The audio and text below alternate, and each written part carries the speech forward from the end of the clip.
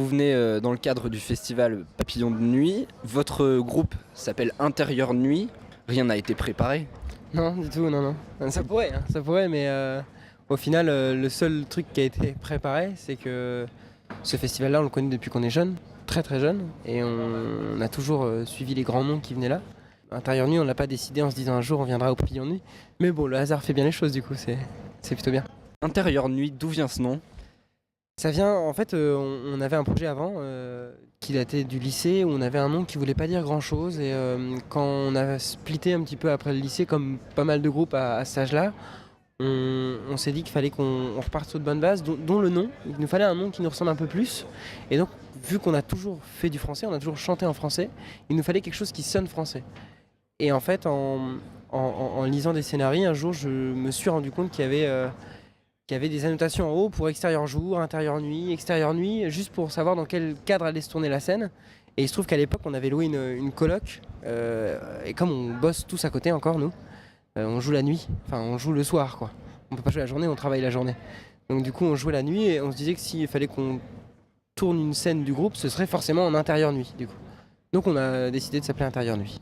Aujourd'hui, votre concert c'est à 4h30. Est-ce que vous vous sentez mal du coup d'avoir une telle horaire ou Bah on va s'appeler Extérieur Jour du coup. Mais non, non, non, mais pas du tout. Pas du tout. Pourquoi? Parce que moi j'y réfléchis cette nuit en dormant. Et je me suis dit, parce que comme tout musicien avant une date, tu cogites un peu avant une date importante. Et c'est une date importante pour nous. Et il faut qu'on soit là au rendez-vous. Et 16h30, ça va bien parce que c'est la fin d'après-midi. Et notre musique, elle est quand même relativement posée. On n'envoie pas du fat. Tu vois, on envoie. C'est pas une musique qui va réveiller à fond. Donc nous, on va plutôt accompagner une fin d'après-midi des gens qui ont peut-être fait la fête la veille, etc. Et je pense que l'horaire nous va bien. Ouais. 16h30, c'est bien. vous vous êtes connu au lycée? Est-ce que tu peux nous raconter un peu comment s'est fait la création du groupe? Alors en fait, à la base, on arrive au lycée, on n'est pas du tout musicien, que ce soit donc Gwen le guitariste ou moi. Pierre le batteur, lui il avait déjà 10 ans de musique dans les pattes. Nous on commence la guitare un peu par hasard. On se retrouve dans la salle de musique du lycée et on commence à jouer comme ça quelques conneries d'ado. Et puis Pierre se greffe au groupe comme ça en écoutant un jour un truc qui dit Eh, ça sonne bien. Et nous on rencontre Quentin à part.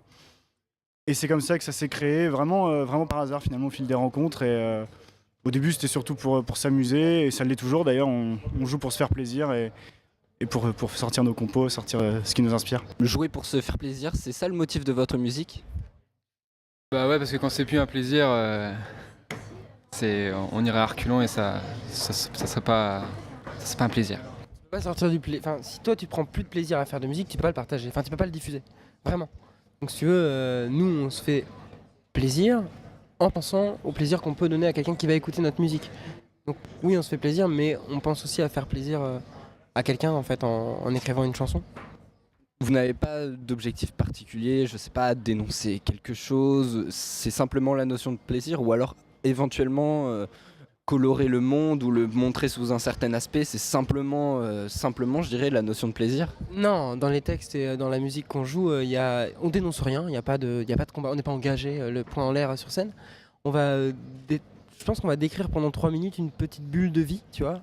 On a un morceau, on va commencer le set d'ailleurs avec ça, on a une intro et après on commence par un morceau qui s'appelle Danse sous les draps, qui fera partie d'un EP certainement à l'automne. Et Danse sous les draps, ça raconte une tranche de vie du monde de la mode. Donc si tu veux, on dénonce rien du tout. On décrit juste comment nous on la voit et comment on la, tu vois, comment on peut la décrire.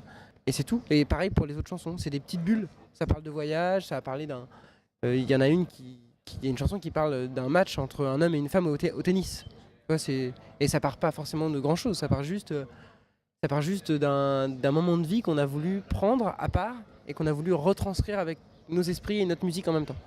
C'est une chanson un peu qui est photographique, qui décrit une telle atmosphère. Est-ce que la photo, c'est un domaine qui vous intéresserait? Ouais, c'est un domaine qui nous intéresse, nous on aime bien les photos. Je pense à Gwen notamment, mais aussi les gars. Hein, on est vachement attirés par ça. C'est intéressant. Bah, tu sais, une chanson, c'est un peu comme une photo en fait, quelque part. Parce que tu prends le temps d'un instant de quelqu'un qui a posé pour toi involontairement, hein, souvent des fois. Et tu essaies juste de garder ça. Et d'ailleurs, quand tu commences une compo, il faut essayer de ne pas perdre le feeling que tu avais dès le début, ce que tu as trouvé tout seul chez toi, pour essayer de le retranscrire avec le groupe. et garder cet esprit-là en fait. Donc en fait c'est une chanson, c'est un peu une photo mais différente.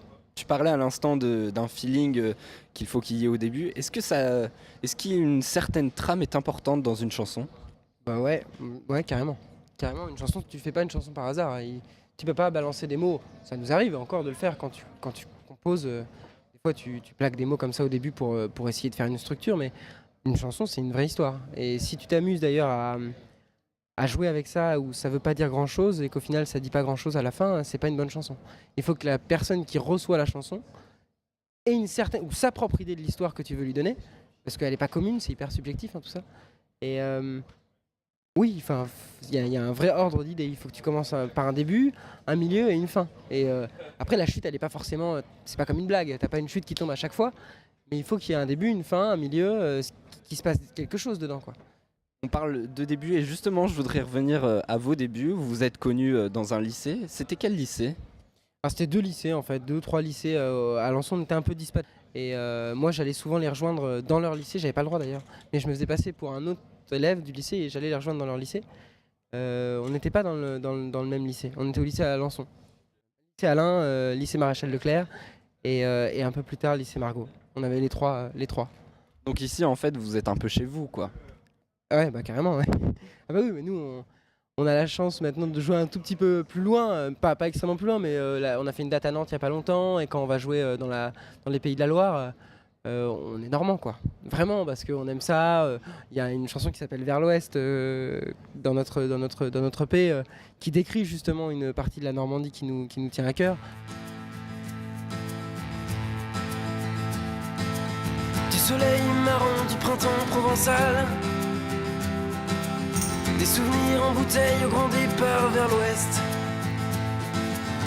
La route de l'Atlantique en mars, c'est un peu comme une fuite en courant qui s'échoue tristement dans la mer.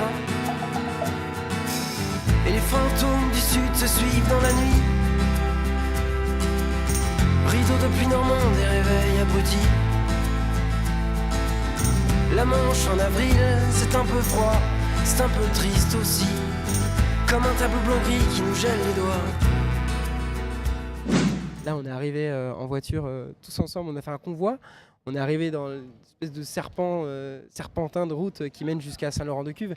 Et c'est juste trop beau, quoi. Et t'es là, en fait, et même toi, tu connais, c'est ta région, tu vois, mais tu redécouvres et t'es content, et c'est vallonné, et c'est vert. Et en plus, la saison, elle est parfaite, quoi.